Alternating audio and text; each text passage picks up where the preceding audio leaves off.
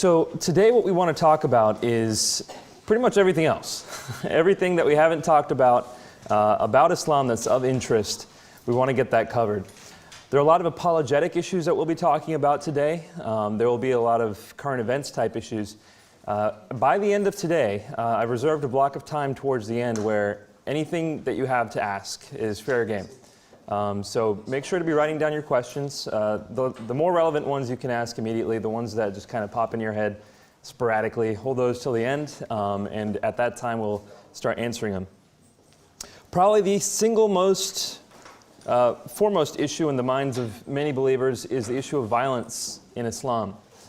How do we reconcile the fact that Muslims call their faith the religion of peace with the violence that we see inherent in a lot of the actions of Muslims around the world?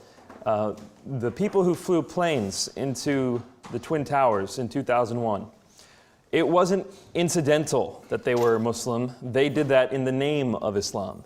That makes a big difference.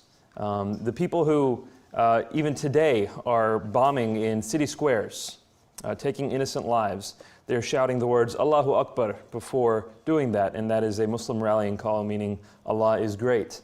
How do we reconcile this? How do people have the conscience to do that kind of thing? Plus, how can we understand what Islam really teaches? And what about all the peaceful Muslims? If Islam really is a violent religion, then how do we explain all the peaceful Muslims? How do we explain all these contradictions? Before we start talking, I do want to give a couple caveats. It's important that we filter this discussion through this lens. First and foremost, what Muhammad taught does not necessarily correlate with what Muslims practice. Just because we can conclude Islam teaches certain things, that does not mean Muslims practice that. There are different degrees of practice, there are different understandings of practice. Some modern interpreters of the word Islam would say that Islam covers the breadth of all practice of those who self-identify as Muslim. That's not how I identify Islam. I identify Islam as that religious system with which Muhammad left Arabia. So when I say the words Islam, I'm talking about what Muhammad left. Some people, for example, one of my professors at Duke, would say that Islam has the ability to constantly shift according to context, and so it's different today than it was then. I don't think that's a good way to look at it. Then something has lost a lot of its basis, and that's a very postmodern approach. I think Islam is what Muhammad left us with. That said, it doesn't mean Muslims practice that, or all Muslims practice that, or that they all understand it the way Muhammad intended them to understand it. The sheer fact remains that the vast majority of Muslims in the United States, and probably around the world, just want to live peacefully. They just want to live their lives. They want to have a good life. They want to have opportunity for their children. They want to make a decent living and live comfortably, and many of them just want to worship in peace.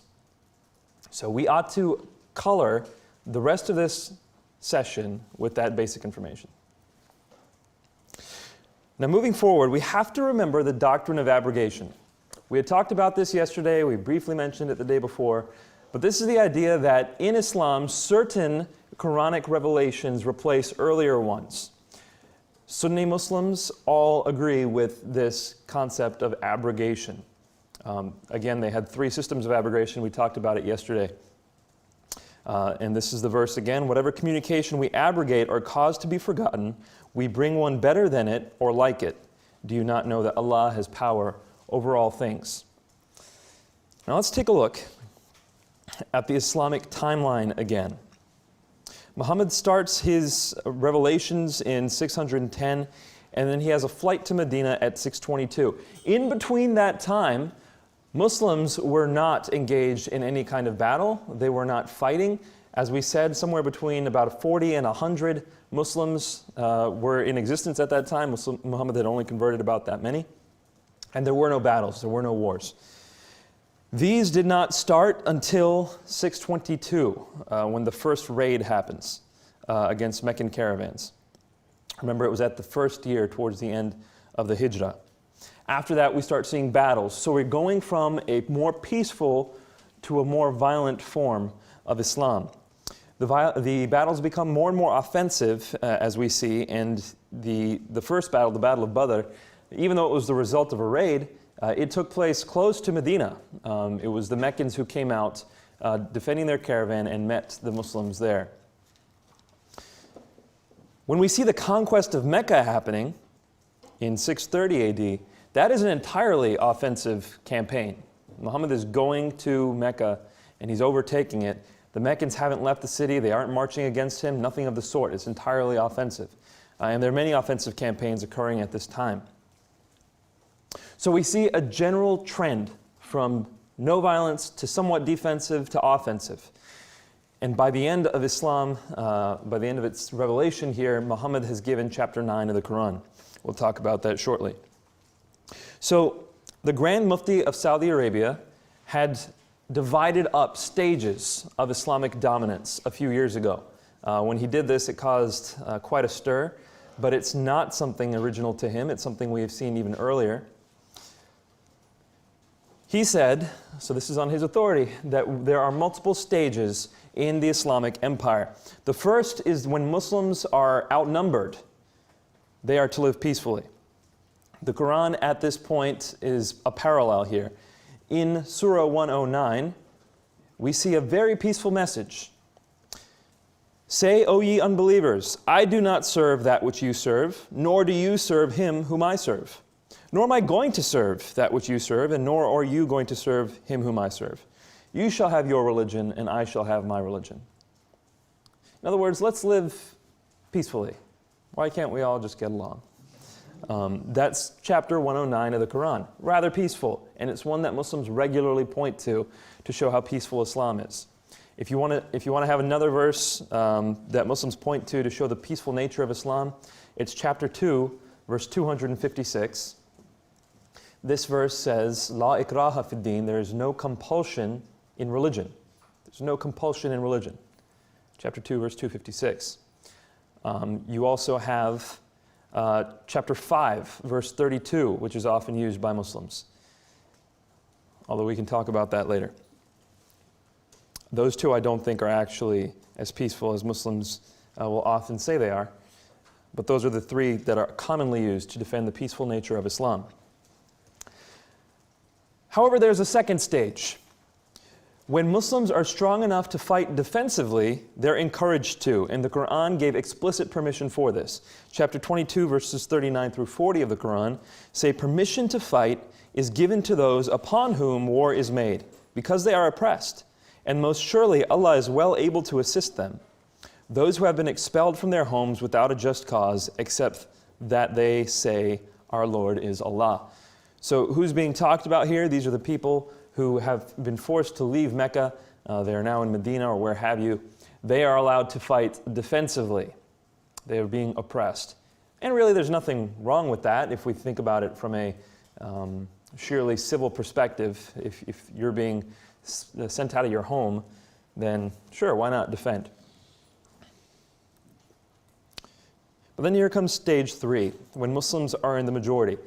This chapter of the Quran, chapter 9 of the Quran, is the one that you constantly hear cited when people are talking about the violence in Islam.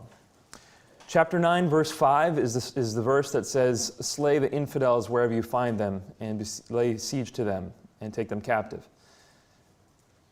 That's chapter 9, verse 5. That's talking about idolaters. This verse, chapter 9, verse 29, is not talking about idolaters. It's talking about Jews and Christians. And it says, fight those who believe not in Allah, nor the last day, nor hold that forbidden which hath been forbidden by Allah and His Messenger, nor acknowledge the religion of the truth. So fight those who don't believe in Allah, who don't believe in Islam, and who don't listen to the commands of Muhammad, from among the people of the book. And who are the people of the book? Jews and Christians. So fight those from the Jews and Christians who don't believe in Allah, who don't follow Muhammad, until they pay the jizya with willing submission and feel themselves subdued. You'll recall we talked about dhimmis briefly, people who had to pay in order to live under the protection of Muslims. The money that they paid was the jizya. And here, it's made very clear that they're supposed to pay that jizya with willing submission. Some translations say with humiliation. And we have some commentary to that effect. When the non-Muslims were paying some Muslims, they were made to bow down, and as they were handing the money over, they'd be smacked on the back of their necks to show them who was in charge. So this isn't really a civil agreement here. This is quite often a sign of superiority. Paying the jizya is a sign that you are inferior. Now, one of the most famous commentators in Islam, Ibn Kathir, he has made specific reference to this verse in his commentary. Ibn Kathir is a very well-known commentator, by the way, amongst Sunnis, and a commentary is called a tafsir, T-A-F-S-I-R, tafsir. This is from his tafsir. The honorable ayah, 929, is called the verse of the sword. This honorable ayah was revealed with the order to fight the people of the book after the pagans were defeated. The people entered Allah's religion in large numbers, and the Arabian Peninsula was secured under the Muslims' control. Allah commanded His messenger to fight the people of the scriptures, Jews and Christians, on the 9th year of Hijrah, and He prepared His army to fight the Romans and called the people to jihad, announcing His intent and destination.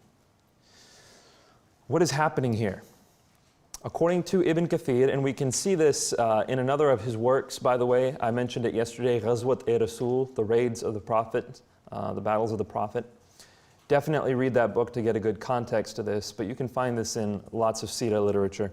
What's happening here is that Muhammad is now in control of Mecca. He's fought off the polytheists. They're gone. They've been expelled, or they've been killed. And now you have Muhammad saying, let us fight the Romans. The Romans were considered Christians. The Romans had not attacked the Muslims. They had not come close to attacking. They had not threatened, nothing. Here, Ibn Kathir is making it clear that Allah has now extended the call of Islam to these Jews and Christians, and so they have to be fought if they don't accept Islam. And if they don't accept Islam and they're fought, they either fight till they are killed or until they're subjugated. It's a very interesting battle that happens here. It's actually a battle that doesn't happen. It's called the Battle of Tabuk, T-A-B-O-O-K. Muhammad rallies his troops at this time, his people. They don't want to fight anymore. They're done fighting. And he's telling them that they have to fight. It's their obligation to listen to him and to come into battle. And many of them try to get out of it. And Muhammad receives revelation from Allah condemning those people who try to get out of this fight. And he says to them that the fighting is obligatory upon them. And the reason why they don't want to fight is because they have to march really far up north to fight people who've never fought them. But Muhammad rallies the troops and does that. If you read 929 in context, again, this is commentary on 929. If you read 929 in context, you will see exactly why this is happening. And Ghazwat-e-Rasul makes it pretty clear as well. The people were worried that the pagans had been gone. There was no more commerce coming into Mecca. Remember, polytheism supported the commerce in Mecca. So the pagans were gone. They were worried about their money. Muhammad says, don't worry about the money. God will take care of you, essentially. That's what 928 is about. And then 929 comes along. Fight the Jews and Christians until they pay you money. It's not an accident. It's contextually related. And we can find this from the Sira literature again. By the way, the reasoning that's given in the next verse, 930, is the Jews say Ezra is the son of God, and the Christians say Jesus is the son of God. Allah's curse is on them. So the reasoning that's given in order for you to be able to fight them until they pay the jizya is that these people believe God has sons. Interesting. Fight them because of their beliefs. That's what chapter 9 of the Quran teaches. Ibn Kathir continues. He says, therefore, all people of the world should be called to Islam. If any one of them refuses to do so or refuses to pay the jizya, they should be fought till they are killed. Now, Ibn Kathir is often said by Western Muslims to have been somewhat extremist. He was violent, he's somewhat extremist, he's a fundamentalist, whatever epithet they want to use. Problem is, he does the best job explaining what Muhammad said. His explanations are the most coherent. On the flip side, people like Al-Qaeda and Osama bin Laden, they really highly tout the teachings of Ibn Kathir. They believe that Ibn Kathir had it on the money. And so when those Muslims do what they do, they're doing it on the basis of established commentary. They're not being that radical. They're following people who have been recognized commentators for a long time. Now, Ibn Kathir's social context was very interesting. We don't really have time to go into it, but he was at a point where he thought that the reigning government wasn't being strong enough, they weren't being Muslim enough, and he was rallying people against the government in which he lived. So there's a whole context that goes behind what Ibn Kathir says. All the same, it seems that he does the best job representing what Islam originally taught. Yes, sir? What era did he write? I believe he was 13th century. I believe. I could be wrong about that. From a Muslim's point of view, can you be a really faithful Muslim without following this path? In other words, can you really be you understand what I'm saying? Is this a natural? Again, we have to remember, so the question was, David, where are you? So the question was, can you be, from a Muslim's point of view, can you be a faithful Muslim by not following this path?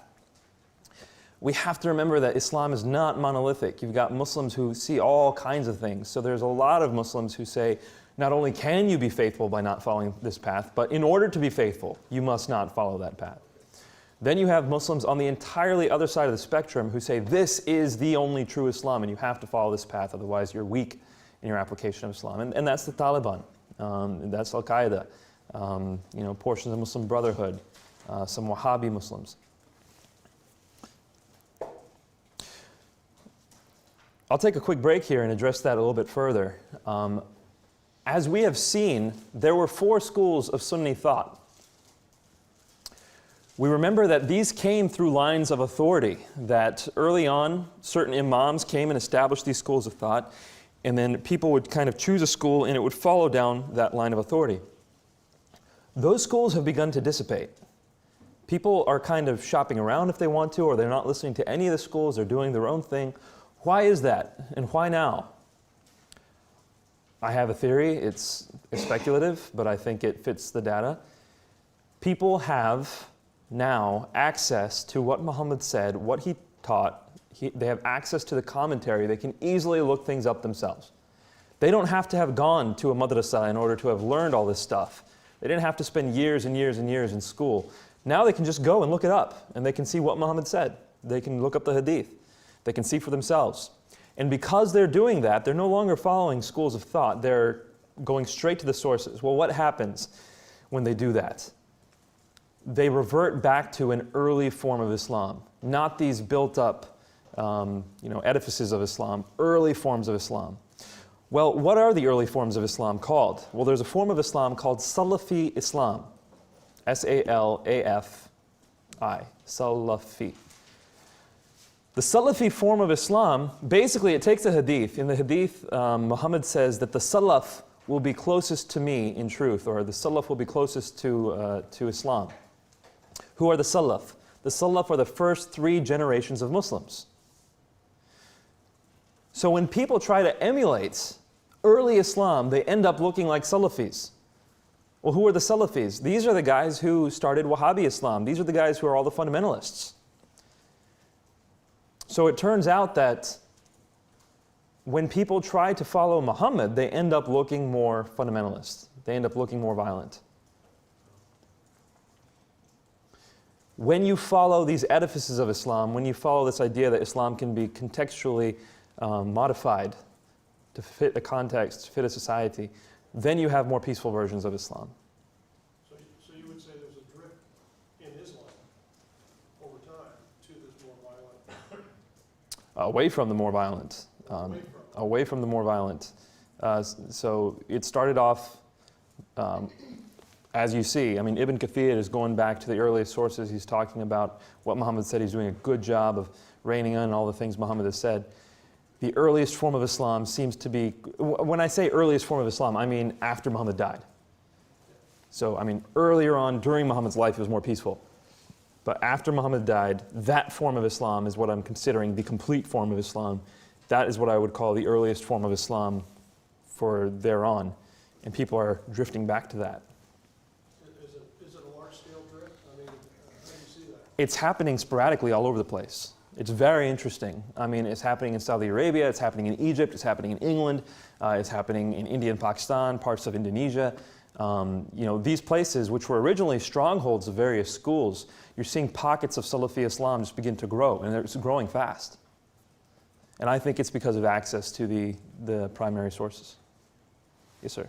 So what you're saying is they go back to the original sources, the first 3 generations, they immediately get more fundamentalist, or appear to be more fundamentalist, but as they continue on that path, you're saying that they also realize they can be adjusted, so then they become more peaceful. No. I'm saying people are kind of picking one or the other. Got it. Okay. They're either sticking with more fundamentalist approach because they're trying to get back to Muhammad's sources, or they're just sticking with what they've been taught and they end up looking a lot more peaceful. We're going to see some of these sources right now. So here's Sahih Bukhari. You remember, the most trustworthy source for Sunni Muslims. Muhammad says, I have been ordered to fight the people till they say, La ilaha illallah.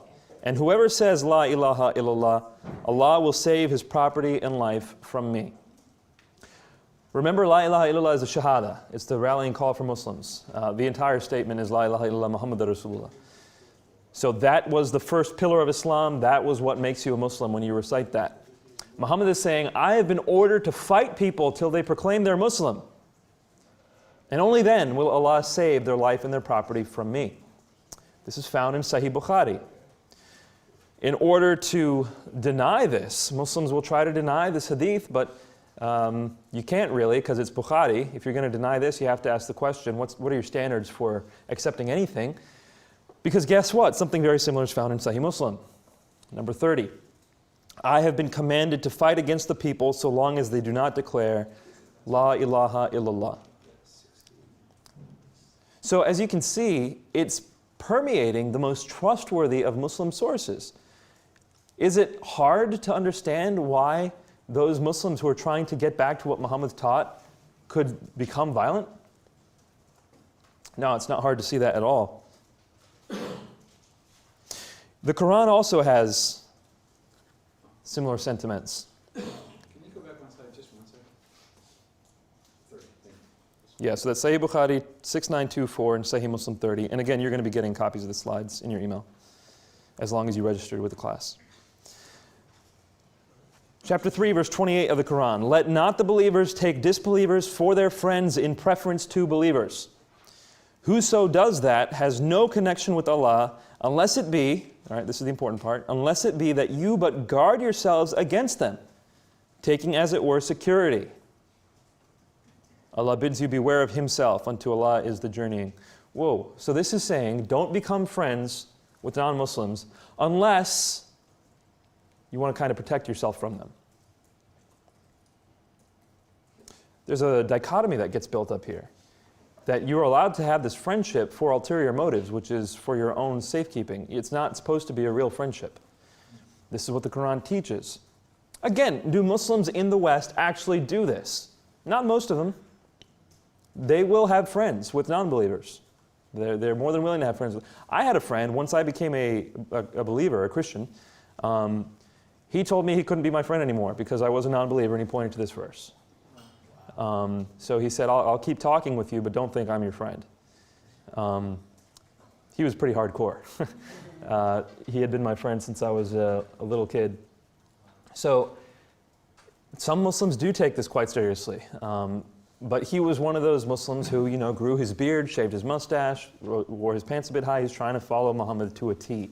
And they will end up doing things like this. Other Muslims who are just trying to live their life, just trying to get along, they won't live like this. But this is in the Quran. Ibn Kathir says about this verse, in this case, such believers are allowed to show friendship to disbelievers outwardly, but never inwardly. In other words, put on a face of friendship, but in your heart, don't. For instance, Al-Bukhari recorded that Abu ad-Darda said, we smile in the face of some people, although our hearts curse them. Al-Bukhari said that Al-Hasan said, the taqiyya or the tuqya is allowed until the day of resurrection. What is taqiyya? What is tuqya? This is an Islamic concept of deception. You're allowed to deceive according to this principle in various circumstances. Do all Muslims believe in it? No. I'm throwing qualifiers in here because sometimes people misinterpret what I'm saying. Just because it's there, it doesn't mean all Muslims believe it. But it is there. It's in the commentary, and it comes from a Quranic source, chapter 3.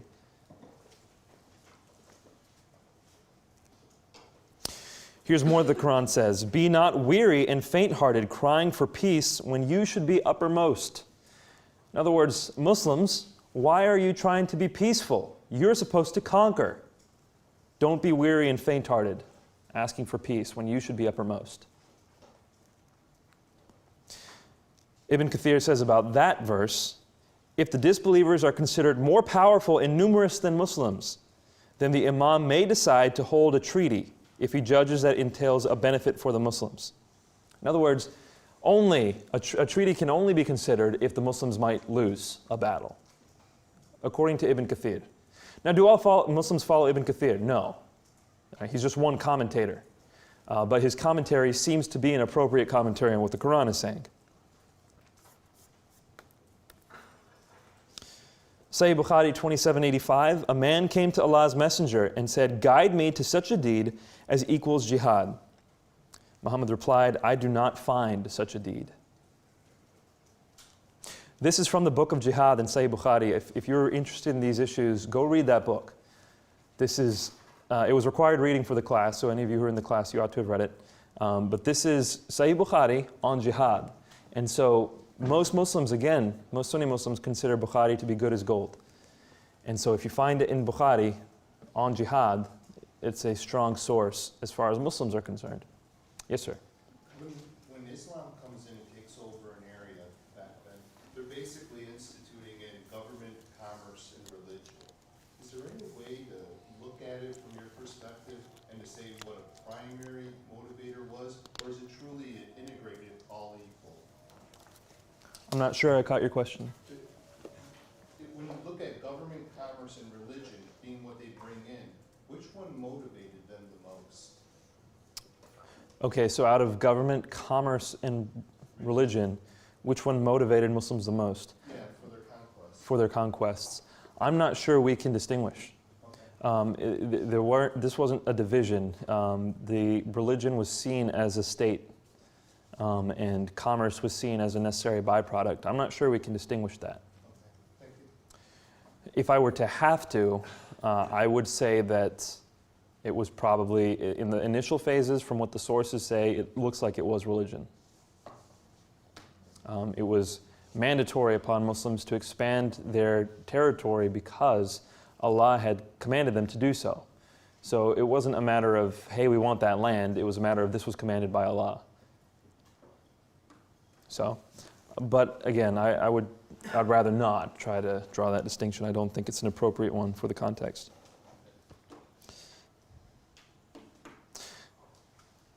So if you go to the section on jihad in Sahih Bukhari, you'll read a lot of these. Here's another one. The Prophet said, a single endeavor of fighting in Allah's cause in the afternoon or in the forenoon is better than all the world and whatever is in it. So a single endeavor or a single engagement in jihad. Here's another one, 2795. The Prophet said, nobody who dies and finds good from Allah in the hereafter would wish to come back to this world. So after you go to heaven, you'll never want to come back. Even if you were given the whole world and whatever is in it, except the martyr, who on seeing the superiority of martyrdom would like to come back to this world and get killed again. So dying in jihad is so excellent that it's the only reason you'd want to come back to this world from heaven, so you can die in jihad again. If that wasn't clear enough, Muhammad says it more clearly here. By him in whose hand my soul is, I would love to be martyred in Allah's cause and then come back to life and then get martyred, and then come back to life and then get martyred, and then come back to life and then get martyred. The idea is martyrdom is even better, almost, than what you'll be feeling in heaven.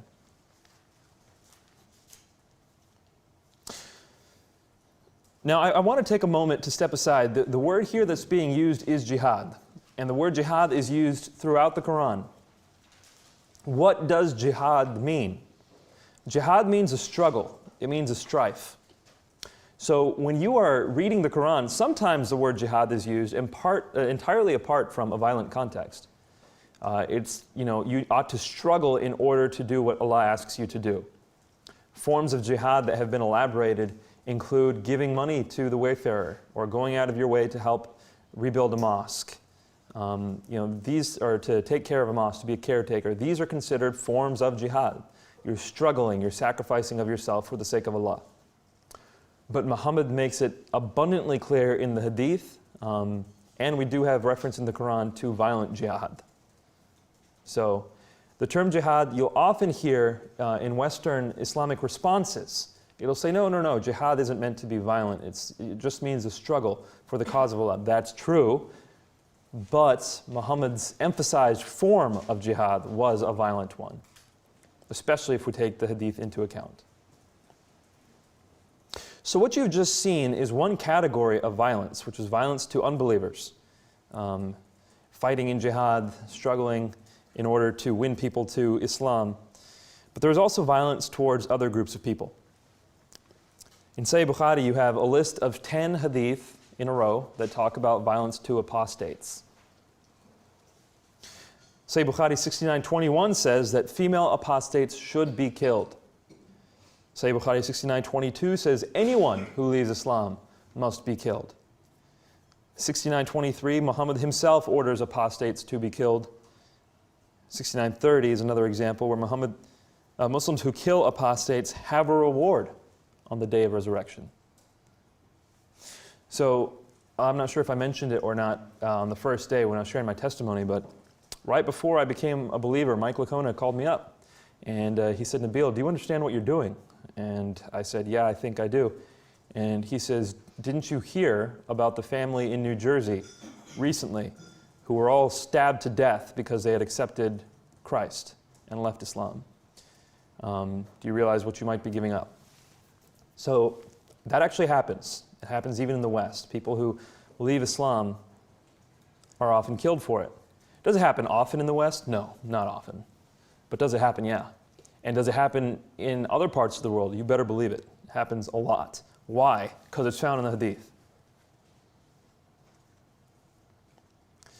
The attempt to divorce violence from Islam fails because it is so intricately woven at the innermost level that to pull violence out would be to fold out the foundations of Islam.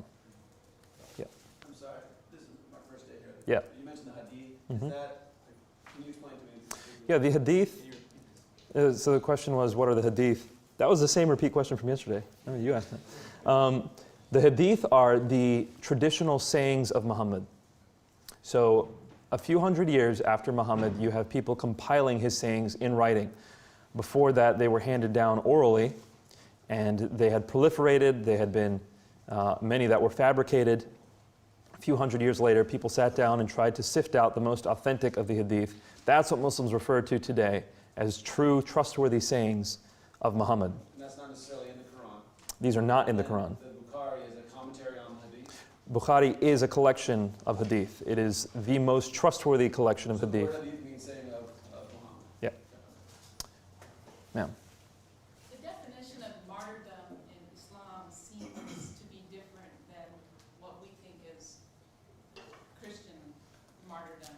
Can you kind of address that? The definition of martyrdom in Islam is basically if you are engaged in something for Allah's cause and you die, that's martyrdom.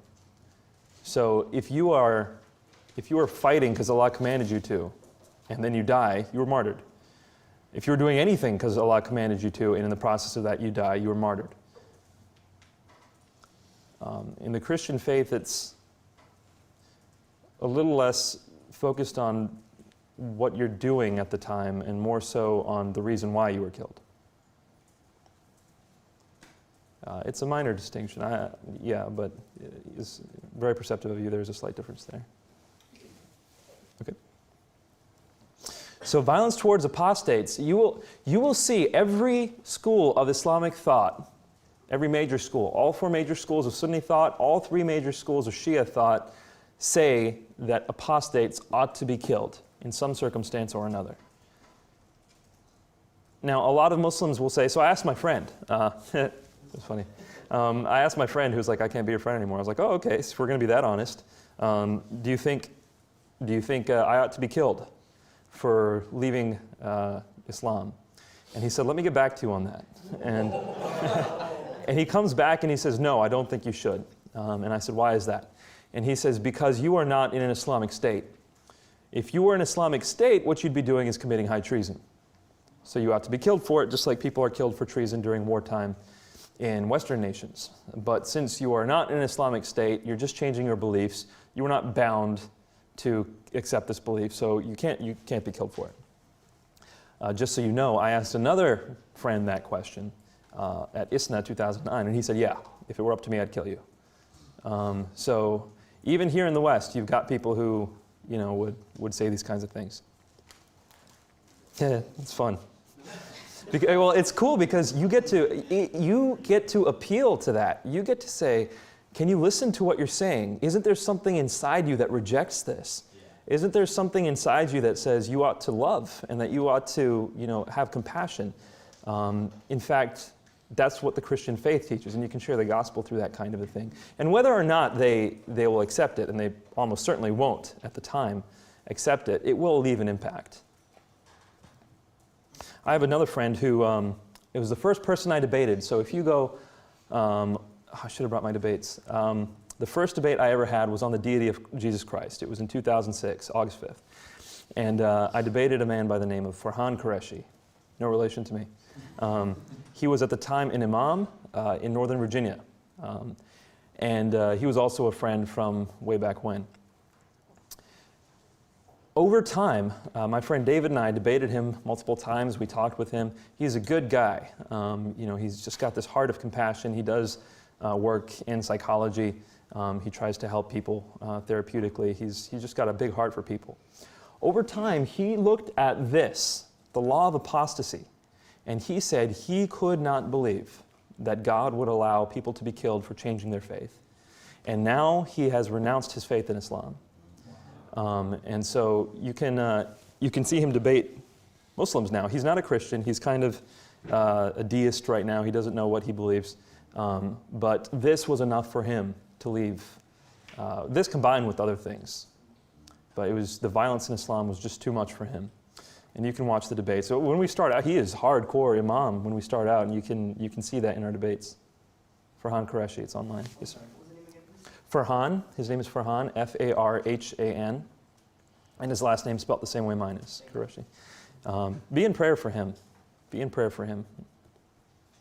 Are there any major sects of Islam that completely reject this type of teaching as a whole? Major sect.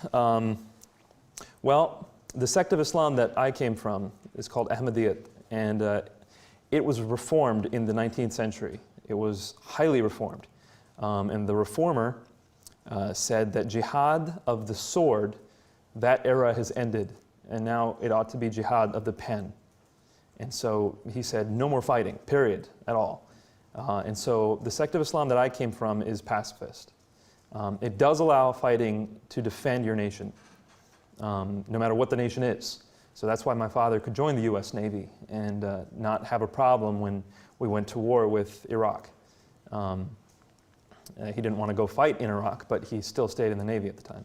So you do have pacifist sects, but other Muslims take a look at that sect and say, that reformer was wacko, we don't consider you Muslim. So not just for the pacifism, for his claims too. He was kind of a Joseph Smith character. But you do have certain sects that are pacifist. And then you have this kind of movement in the West, which tries to paint Islam as the religion of peace through and through. And they will deny any of this. They will say that the abrogation happened the other way, that the peaceful stuff abrogated the violent stuff. But chronologically, that just simply does not work. I didn't get to tell you this, but Surah 9, so the surah that a lot of this information is coming from, was the last major surah to be revealed. Apart from this, there were little tiny revelations, but Surah 9 was the last major revelation in Islam. Just for that last part, the 9 part. Surah? Yeah. No, is it 9?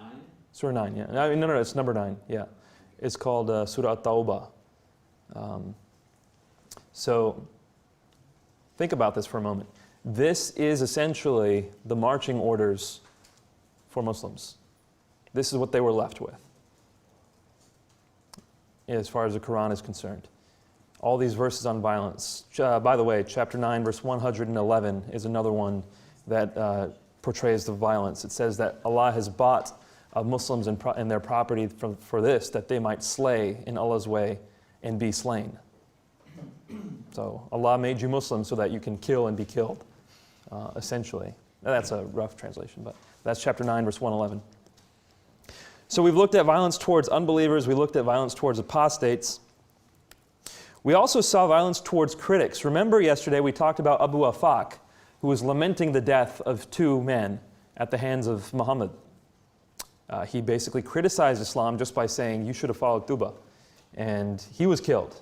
And then Asma bint Marwan criticized Islam as well by saying, how are you going around killing people? And then she got killed. So we have seen violence towards critics already. Here's another one. A blind man had a slave mother who used to abuse the Prophet and disparage him. What's a slave mother? That means it was one of his wives, or one of his handmaidens, whom he impregnated, and she became a mother of his children. Okay?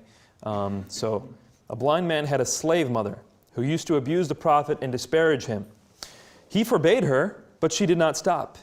He rebuked her, but she did not give up her habit. One night she began to slander the Prophet and abuse him. So he took a dagger, placed it on her belly, pressed it, and killed her. A child who came between her legs, so it was probably one of her kids who saw what was happening. A child who came between her legs was smeared with the blood that was there. When the morning came, the Prophet was informed about it. Thereupon the Prophet said, be witness, no retaliation is payable for her blood.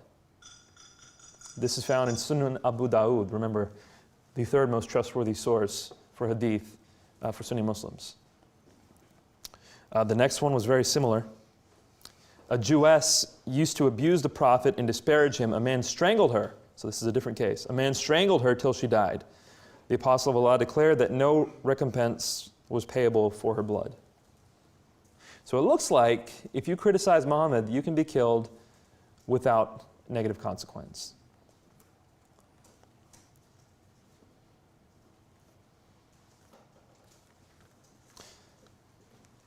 We also see violence towards women in Islam. It's not as bad.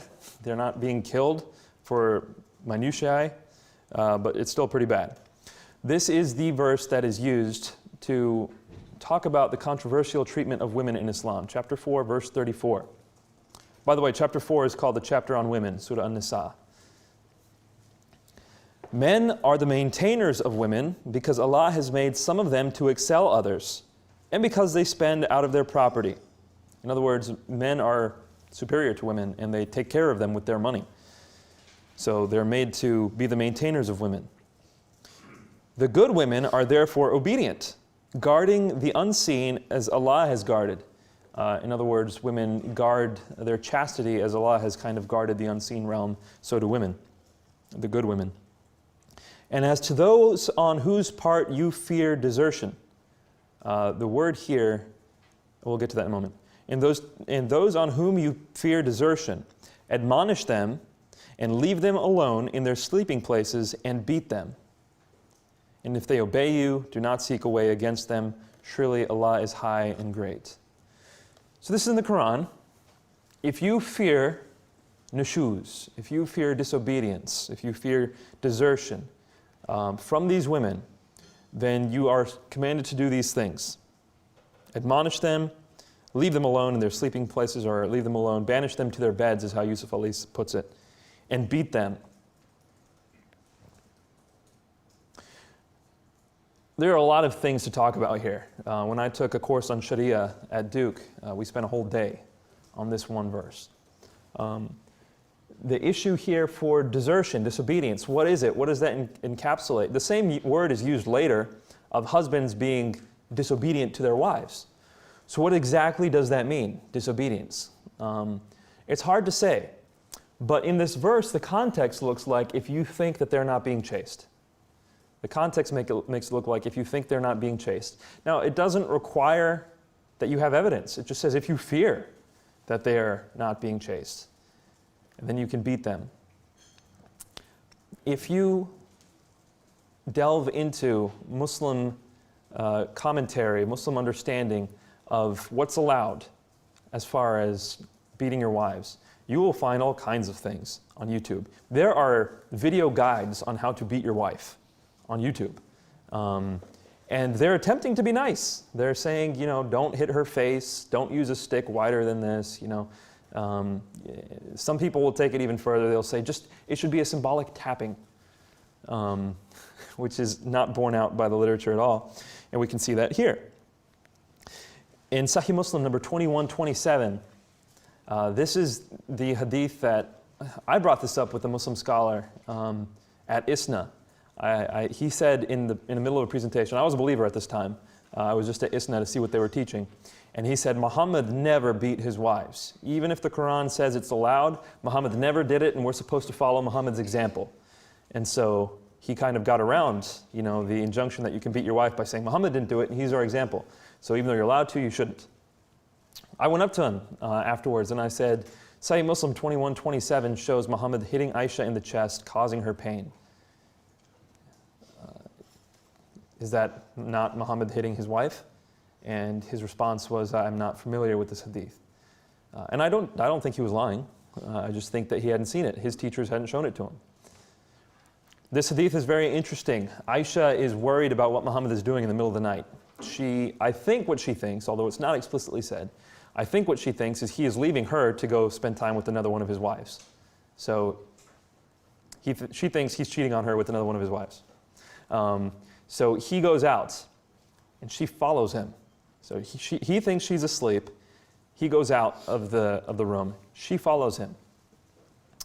Muhammad starts walking faster and faster. Muhammad goes to a certain place. Aisha sees him and realizes he's not cheating on her. He's just standing out there.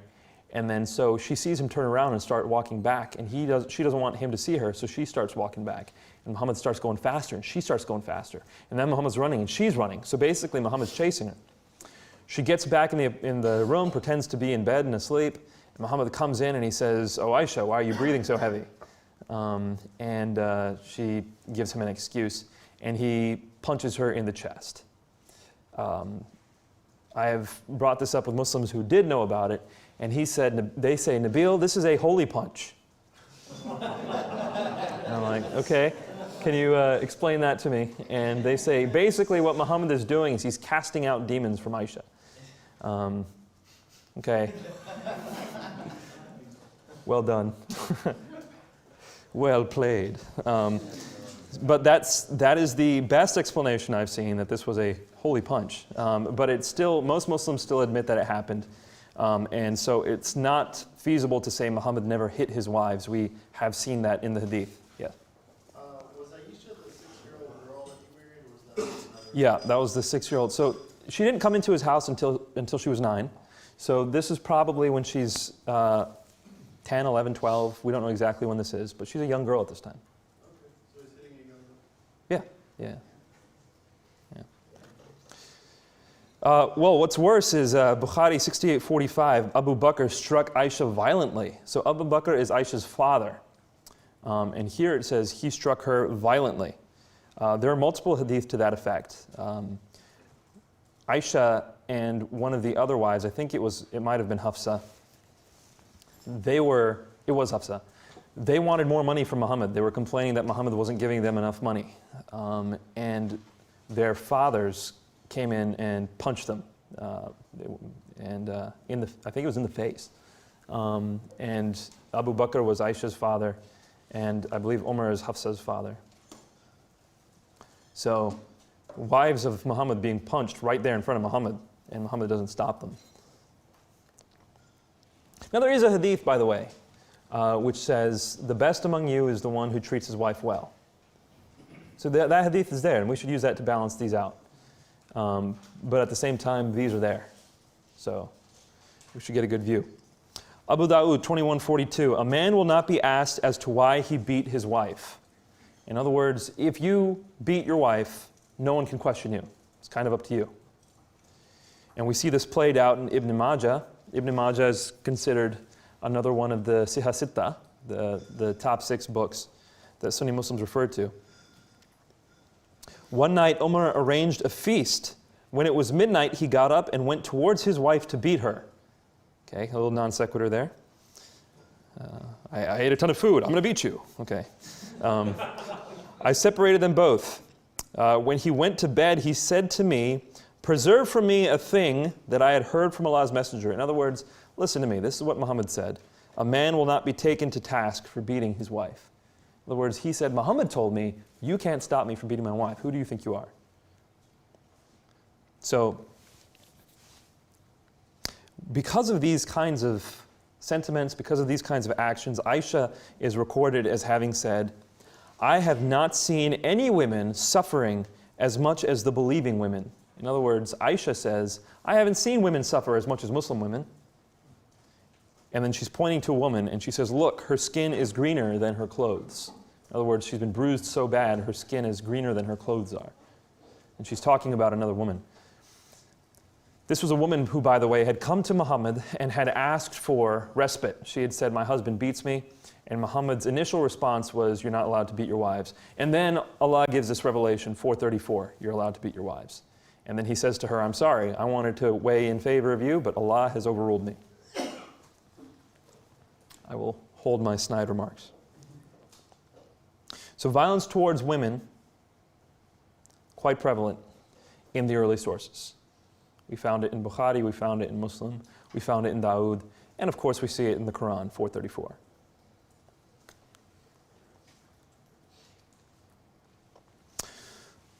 We also see violence towards sinners. This is kind of the way you handle things. Chapter 5, verse 38, as for the man who steals and the woman who steals, cut off their hands as a punishment for what they have earned. An exemplary punishment from Allah, and Allah is mighty and wise. So, you can go on websites today, not YouTube, YouTube doesn't show violent images, but you can go on various other websites today and watch women and men getting their hands cut off because they stole things. We can compare that to Ephesians where, Paul says, those of you who have been stealing, steal no more, but rather work so that what you produce can be given to others. Stark comparison between these two faiths. The penalty for homosexuality. Sunan Abu Dawood 44:47. Ibn Abbas reported the apostle of Allah as saying, if you find anyone doing as Lot's people did, kill the one who does it and the one to whom it is done. 44:48 says, Ibn Abbas said, if a man who is not married is seized committing sodomy, he will be stoned to death. So, and this isn't too different from what we see in the Old Testament. The difference here, though, from a Christian perspective, is that this is for all time.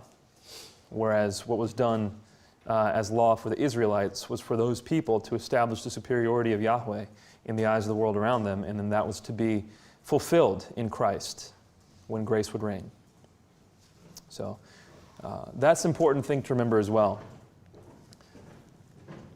A lot of these things are somewhat similar to what you find in the Old Testament, but there is that sharp distinction between the Old Testament and the Quran as far as Christians are concerned, because the Old Testament isn't what we're left with. We're left with the Gospels, we're left with Christ's grace. Here's the penalty for fornication, Quran 24. As for the fornicatress and the fornicator, flog each of them, giving 100 stripes, and let no pity for them detain you in the matter of obedience to Allah.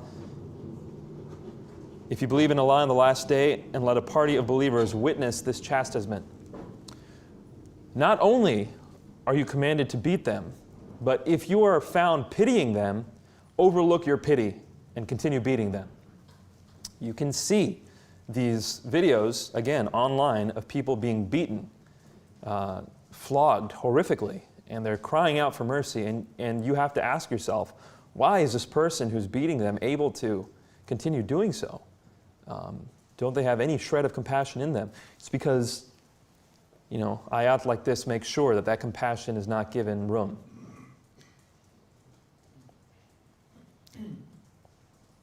The penalty for adultery, chapter 6, Sahih Bukhari 68:29.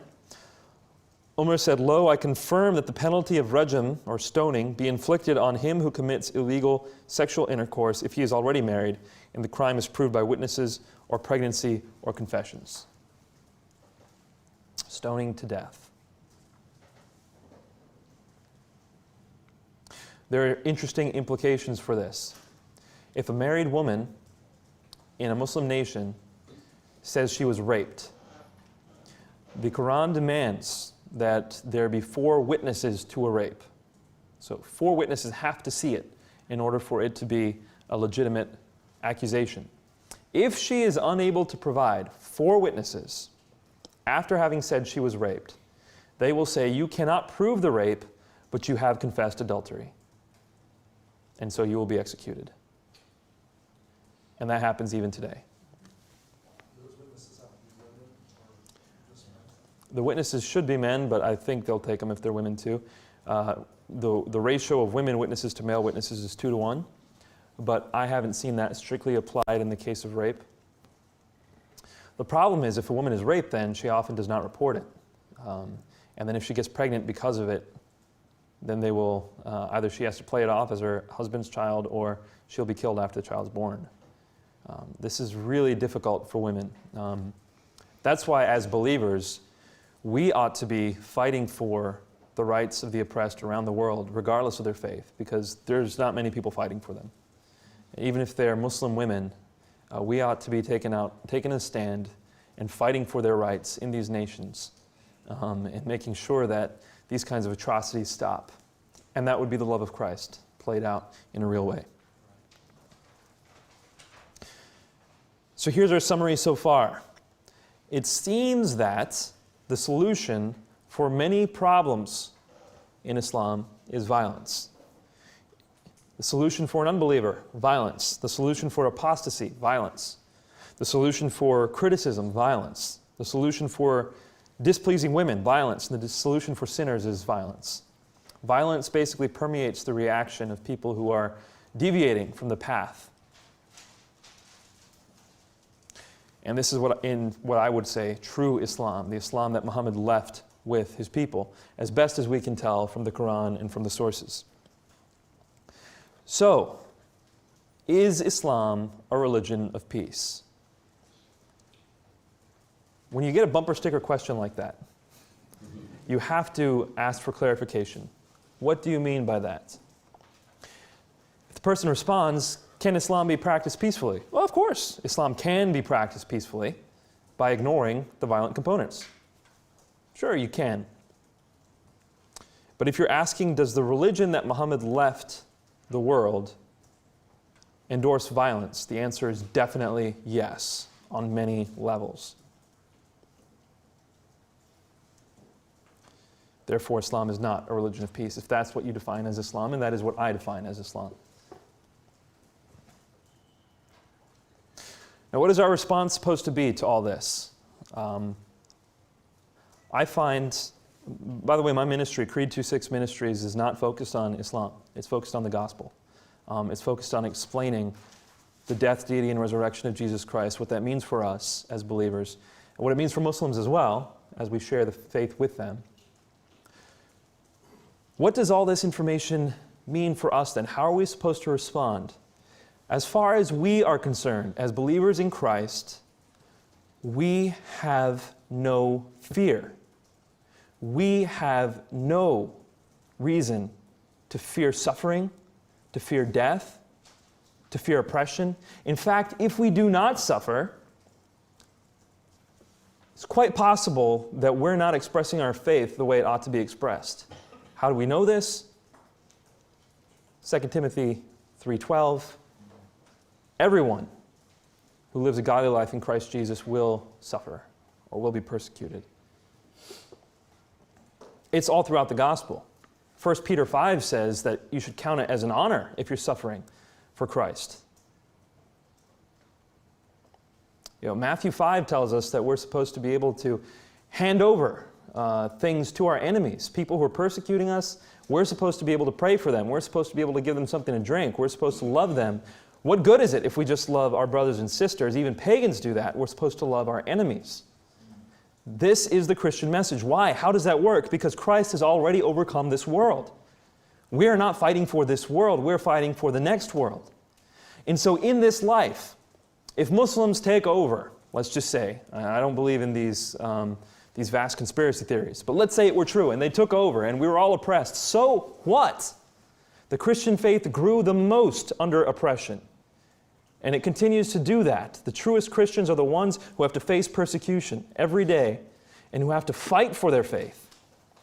So when we go out into this world and when we look at potential violence, we're not supposed to try to preserve our own safety, our own comfort, our own standards. That's not supposed to be our reaction. If that is, I challenge you to take your heart before the Lord. Our reaction is supposed to be, let us help these people out of this mindset. Let us help them away from this violence. Let us help the women who are caught in this. Let us help all the people who are oppressed by this, even if that involves our suffering to the point of death. That is supposed to be our response. So fear is not an appropriate Christian response to this, and that's my point. A lot of people say, Nabeel, what you're doing is fear-mongering. Not at all. We are supposed to know what Islam is. We're supposed to know what we're up against. We're supposed to be informed. But fear is outside the realm of a Christian response. Responsibility to share the gospel. That is what's going to change this. It's the only thing that's going to change this, is spreading the gospel through the Islamic world. That's supposed to be our response.